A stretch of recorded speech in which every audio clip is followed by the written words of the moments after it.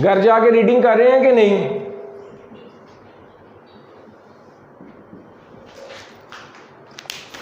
अच्छा बच्चे, external analysis next हमारा टॉपिक, नेक्स्ट जो चैप्टर है वो हमारा एक्सटर्नल एनालिसिस के हवाले से है। जब आप कहीं पर जाते हैं, जब आपने कहीं पर रहाइश ली, नया घर आप कहीं पर लिया, या फिर आप जिधर भी रह रहे हैं उधर आप एक्सटर्नल इन्वायरमेंट का एनालिसिस लाजमी करते हैं कि हमारे इर्द गिर्द का माहौल कैसा है, हम जिधर रह रहे हैं हमारे नेबर्स या हमारे मोहल्ले का या हमारी सराउंडिंग जो है वो कैसी है, क्या वो बड़ी अच्छी है, क्या वो नॉर्मल है या उधर इश्यूज़ हैं। इसकी एग्जांपल बिल्कुल ऐसे ही है कि अगर आप किसी पोश एरिया में रहें, जैसा कि अगर हम सियालकोट की बात करें तो कैंट एरिया या सिटी हाउसिंग सोसाइटी, डिफेंस वगैरह, ये वाले जितने भी एरियाज़ हैं ये बड़े ज़बरदस्त होते हैं और सिक्योर होते हैं। इधर रहना बाकी जगहों से कदरे सेफ समझा जाता है, वाइल कुछ एरियाज़ ऐसे हैं जो नोटोरियस हैं, उधर आप रहना, उधर रहाइश इख्तियार करना सेफ नहीं समझते, कुछ इश्यूज़ आ सकते हैं। तो बच्चे इस चीज़ से आपने क्या चीज़ देखी कि आप जिधर रहते हैं उसके इर्द गिर्द का माहौल कैसा है, एक्सटर्नल माहौल कैसा है। एग्जैक्टली उसी तरह का ऑर्गेनाइजेशन जब डेवलप होती है, एग्जिस्ट करती है, तो उसको अपने सराउंडिंग्स देखना पड़ती हैं कि मुझे कारोबार करने के लिए मेरे जो इर्द गिर्द का माहौल है वो कैसा है, क्या मेरे लिए ये सेफ़ है, क्या मैं इधर कारोबार करूँगी तो मुझे प्रॉफिटेबिलिटी होगी, क्या मुझे कोई इश्यूज़ तो नहीं आ सकते। तो ऑर्गेनाइजेशन को ये सारी चीज़ें देखनी पड़ती हैं। तो बच्चे इसके लिए एक बड़ा फेमस मॉडल है पेस्टल। आपके कोर्स में इसको पेस्ट का नाम दिया गया है, PEST एक्रोनिम है पेस्ट, आगे इसके L भी यूज़ होता है जिसको हम पेस्टल कहते हैं, लेकिन हम देखते हैं इसको बारी बारी कि ये क्या है। PEST, P stand for political,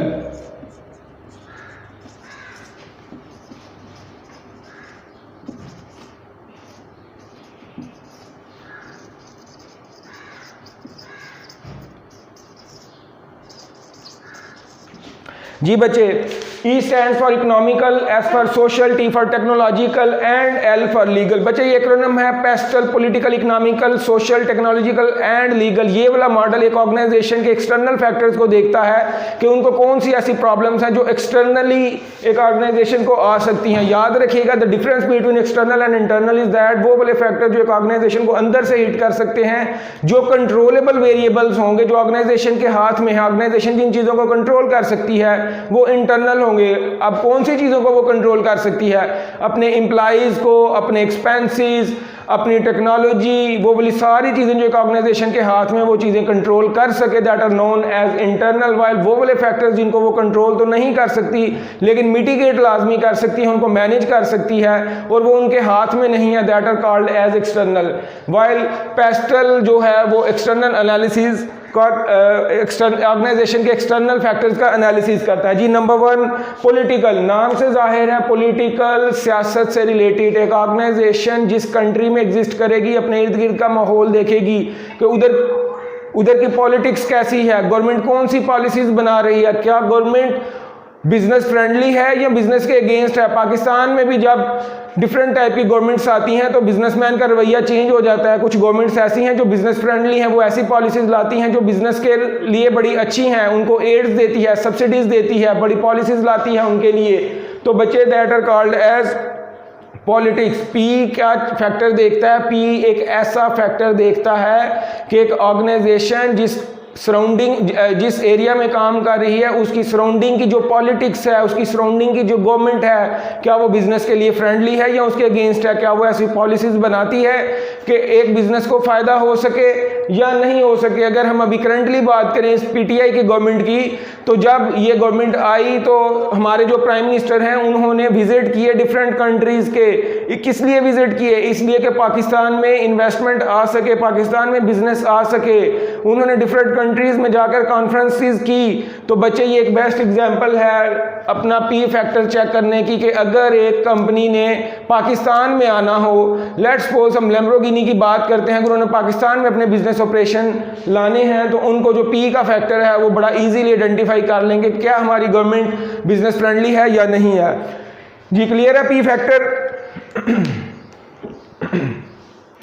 then comes E for economical, एक कंट्री की स्टेट ऑफ इकोनॉमी कैसी है, क्या लोगों की बाइंग पावर अच्छी है या लोगों की बाइंग पावर अच्छी नहीं है, क्या पेट्रोल की प्राइसेस राइज होने से कोई इशू आ रहा है, क्या लोगों की जो अर्निंग है, अब जैसा कि कोरोना की वजह से लोगों की अर्निंग्स इफेक्ट हो गई हैं, लोगों की जो बाइंग पावर है, purchasing power customer and consumers की वो हर्ट हो गई है, डाउन टर्न चल रहा है कंट्री में। तो बच्चे इकोनॉमी का मतलब होता है कि एक कंट्री की इकोनॉमी कैसी है। अगर हम इसको एग्जांपल से समझें तो कुवैत वर्सेस पाकिस्तान, इन दोनों को समझ लें कि कुवैत की जो इकोनॉमी है काफ़ी स्ट्रांग है, उन लोगों का लिविंग स्टैंडर्ड अभी भी उतना नीचे नहीं हुआ होगा जितना दूसरी कंट्रीज़ का हो गया है।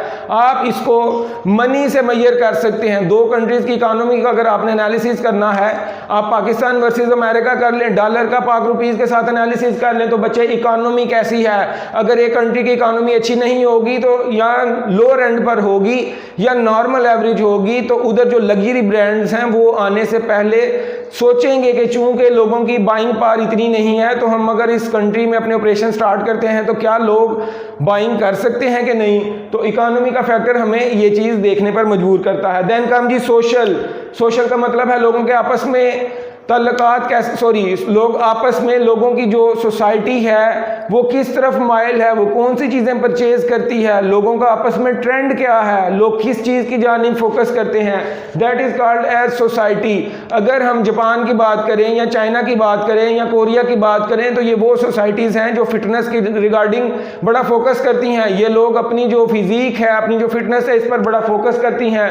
तो बच्चे जो स्पोर्ट्स की कंपनीज हैं, जो स्पोर्ट्स की ऑर्गेनाइजेशन है, उनको इन कंट्रीज में जाना बड़ा फायदेमंद साबित हो सकता है, क्योंकि लोगों की सोसाइटी का जो है वो क्या रुझान है कि वो अपनी फिटनेस का यानी कि स्पोर्ट्स लविंग है। वाइल अगर हम कुछ ऐसी कंट्रीज की बात करें जैसा कि श्रीलंका या फिर वेस्ट इंडीज, तो ये लोग ज़्यादा क्या करते हैं, एंटरटेनमेंट की जानिब ज़्यादा फोकस करते हैं। तो वो वाली कंपनीज जो एंटरटेनमेंट की रिगार्डिंग चीज़ें प्रोवाइड करती हैं वो इन कंट्रीज में जाना पसंद करेंगी। Then come T for technological, it's very easy.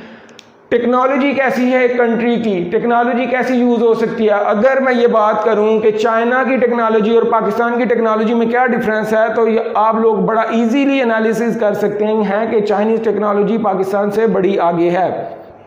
या जो दूसरी कंट्रीज़ हैं, जापान की बात कर लें, अमेरिका की बात कर लें, उनकी टेक्नोलॉजी पाकिस्तान से बड़ी आगे है। हम लोग अभी भी ऑर्गेनाइजेशन में मैनुअल काम कर रहे हैं। अगर हमने मैनुअल छोड़ भी दिया है तो फिर भी हम बड़े वो पुराने सॉफ्टवेयर जो हैं वो यूज़ कर रहे हैं। टेक्नोलॉजी में हम लोग बड़े पीछे हैं, इनोवेशन नहीं लेकर आ रहे, दूसरी कंट्रीज़ की प्रोडक्ट यूज़ करते हैं।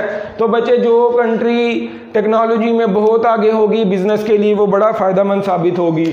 बच्चे इधर तक ही आपके कोर्स में पैस तक था, लेकिन एल फॉर लीगल फैक्टर भी मैं आपको बता दूं, चूँकि हम अभी थोड़ी देर तक इसको वैसे भी डिस्कस करने जा रहे हैं। L means legal. Legal factors क्या है, रूल्स एंड रेगुलेशंस।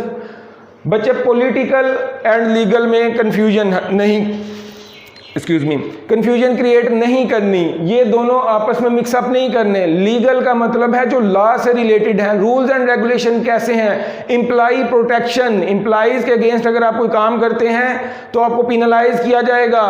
आप टैक्सेशन की पॉलिसी, टैक्स के रेट्स क्या हैं, ये लीगल काम है, कानून के खिलाफ नहीं जाना। गवर्नमेंट ऐसी है कि वो कानून पर बड़ा सख्त फोकस करती है, तो that is considered as legal factor. अगर आप यूएई में चले जाएं, दुबई में, अरब अमारात में चले जाएं, तो उधर आप सोचकर भी जो रोड के लॉज हैं उनको ब्रेक नहीं कर सकते। अगर इन केस आपने ब्रेक किया तो आपको पिनलाइज किया जाएगा। सिर्फ एक नोटिस गया था अभी कोरोना के इश्यूज का, एक एसएमएस गया था उनके सिटीजन्स को कि भाई इस टाइम से लेकर इस टाइम तक आपने अपने घरों से नहीं निकलना। तो बच्चे उधर कोई भी अपने घरों से नहीं निकला, क्योंकि लीगल रिस्ट्रिक्शंस बहुत ज़्यादा हैं, कानून बड़ा सख्त है। वाइल पाकिस्तान में आपको पता है कि पुलिस ने किस तरह लोगों को घरों में बिठाया। तो बच्चे ये लीगल फैक्टर है। ये पेस्टल में कोई इशू किसी किस्म का, जी बच्चे पेस्टल में कोई इशू,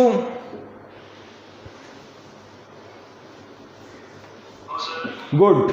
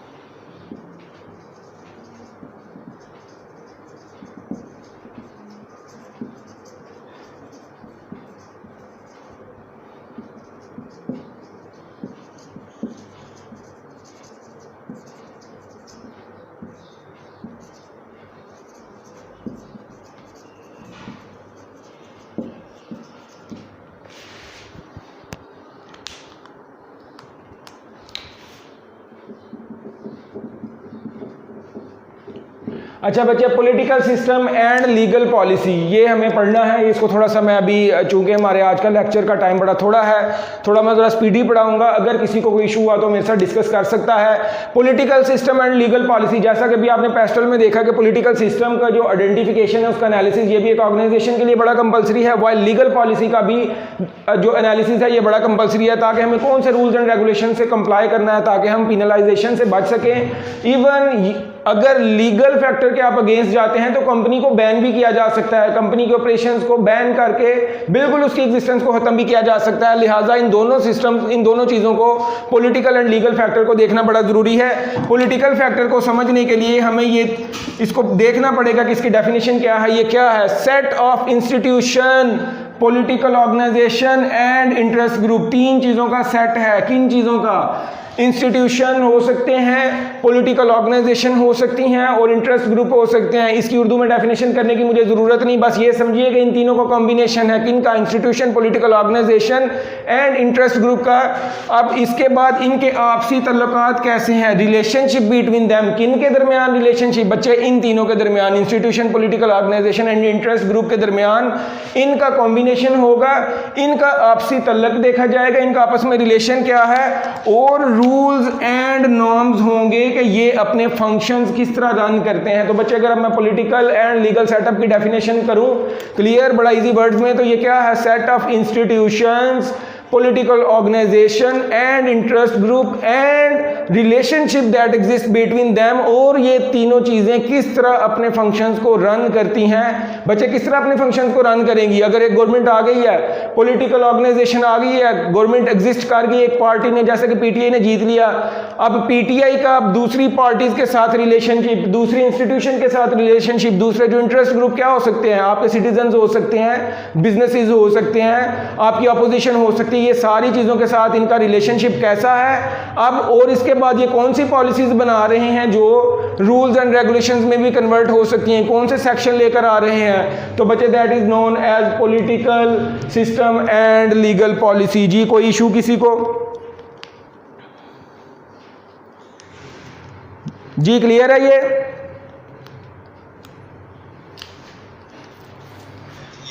गुड। अच्छा बच्चे, ये तीन लेवल पर हो सकती है। Number 1 is known as global, number 2 is known as national and number 3 is known as local. जी, ग्लोबल क्या है? जो इंटरनेशनल लेवल पर है, जो इंटरनेशनल लेवल पर सियासत है, इसको हम सुप्रा नेशनल भी कहते हैं। मैं भी क्लियर कर देता हूँ, नेशनल जो है, जो आपके नेशनल लेवल पर, जो जैसा कि पाकिस्तान के जो अपना 1973 का एक्ट है जिसके अकॉर्डिंगली पाकिस्तान चलता है, that is called as national. While local की अगर हम बात करें तो जो आप नीचे आ जाए नेशनल के बाद, पाकिस्तान में PRA, पंजाब रेवेन्यू अथॉरिटी, या मजीद लोकल आ जाए, TMA की बात कर लें, तहसील म्यूनिसिपल एडमिनिस्ट्रेशन, जो आपकी तहसील के लेवल पर है, ये सारी चीज़ें लोकल होती हैं। बच्चे ज़रा अपना माइक ऑफ कर लें। ग्लोबल की अगर बात करें हम, तो आप क्या देखते हैं? UNOs, यूनाइटेड नेशंस, या फिर SAARC, South Asian regional corporation, South Asian association of regional corporation. बच्चे, जो इंटरनेशनल, अभी आपका अभिनंदन वाला केस किधर डील हुआ था?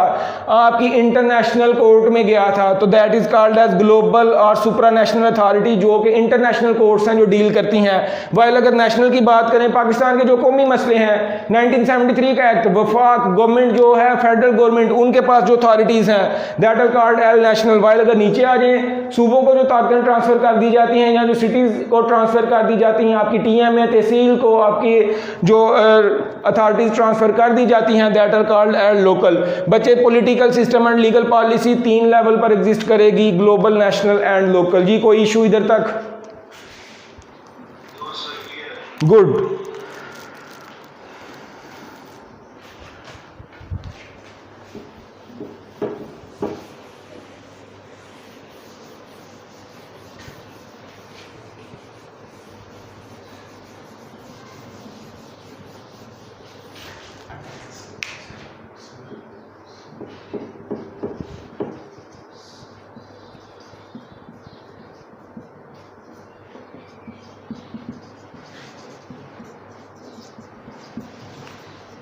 अच्छा बच्चे, एक गवर्नमेंट जो है एक ऑर्गेनाइजेशन को किस तरह अफेक्ट कर सकती है, एक ऑर्गेनाइजेशन को एक गवर्नमेंट किस तरह अफेक्ट कर सकती है? कौन कौन से बच्चे प्रेजेंट है जी, जरा नाम बता दें नुमान देखकर, ताकि अटेंडेंस लग सके, जरा बता दें।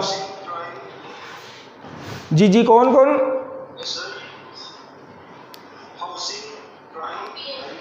जी जी बच्चे, मैं ये बता देता हूँ, मुझे ये बता दें कि कौन कौन से लोग प्रेजेंट हैं। नुमान, आवाज आ रही है?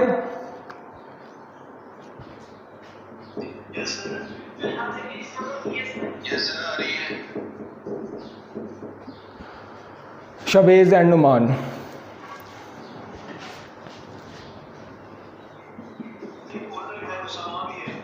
उसामा भी है, और कौन है?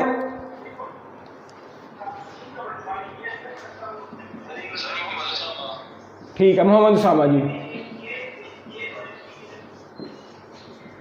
सर ज़रा सर नेक्स्ट क्लास को 5 मिनट का दे दीजिए, कंटिन्यूटी टॉपिक की 10 मिनट लग जाए।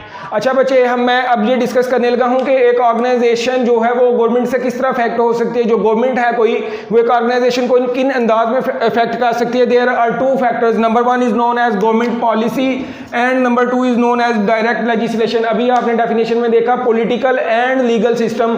पॉलिटिकल सिस्टम कौन सा है? गवर्नमेंट की पॉलिसीज। लीगल सिस्टम कौन सा है? गवर्नमेंट के रूल्स एंड रेगुलेशंस। तो बच्चे ये याद रखना है कि political and legal system lead to government policy and direct legislation.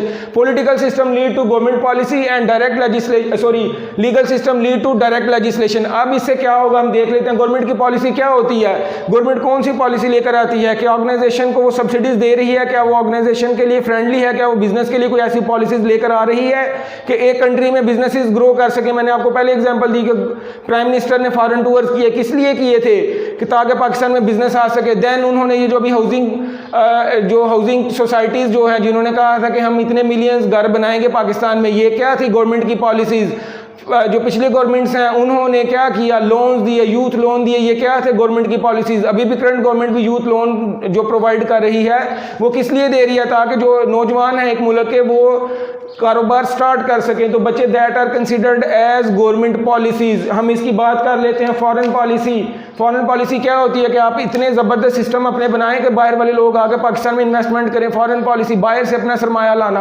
बाहर से पाकिस्तान में पैसा आएगा तो डेफिनेटली पाकिस्तान की इकॉनमी स्ट्रांग होगी, बिजनेस ज़्यादा ग्रो करेंगे, लोगों की बाइंग पावर अच्छी होगी, कारोबार के लिए फ़ायदा होगा।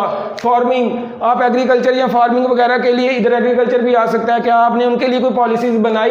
हेल्थ केयर आपकी कैसी? अगर आप हेल्थ केयर अच्छी रखते हैं, आपके हॉस्पिटल्स अच्छे हैं, आपके लोगों का लिविंग स्टैंडर्ड अच्छा है, अगर वो बीमार होते हैं उनको जल्दी शिफा मिलती है अल्लाह की जानिब से, तो डेफिनेटली मिलती है। लेकिन आपकी जो फैसिलिटीज़ हैं वो कैसी हैं? तो डेफिनेटली लोगों का लिविंग स्टैंडर्ड अच्छा होगा, कारोबार अच्छा होगा। हाउसिंग सोसाइटी, हाउसिंग की मैंने आपको भी एग्जांपल दे दी, दोबारा फार्मिंग आ गया।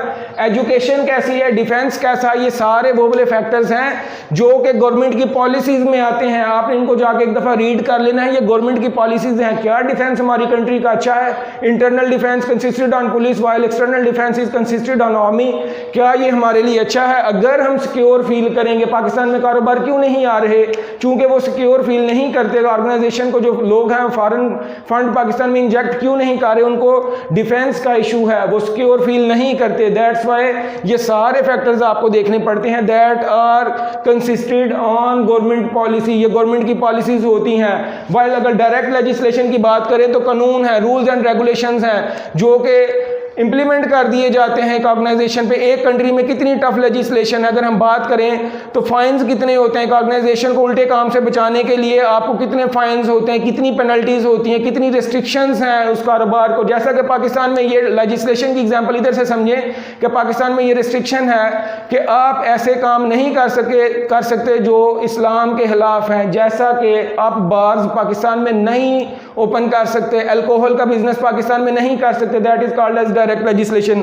बच्चे कुछ लेजिस्लेशन है जो बड़ी कॉमन है, जो हर कारोबार को उन पर फोकस करना पड़ता है। Number 1 employ protection.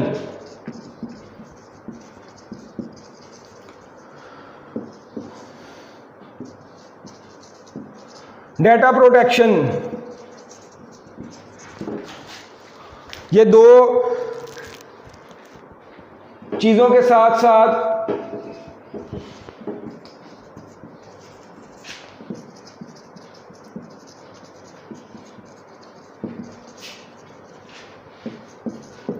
ये 4 ऐसी चीज़ें हैं जो बड़ी कॉमन है, हर बिजनेस को वो दुनिया में कहीं भी ऑपरेट करेगा, इन 4 के साथ उनको लाजमी लेजिस्लेशन जो इन 4 की है ये इनको फोकस लाजमी करना पड़ेगा। Number 1 is employ protection.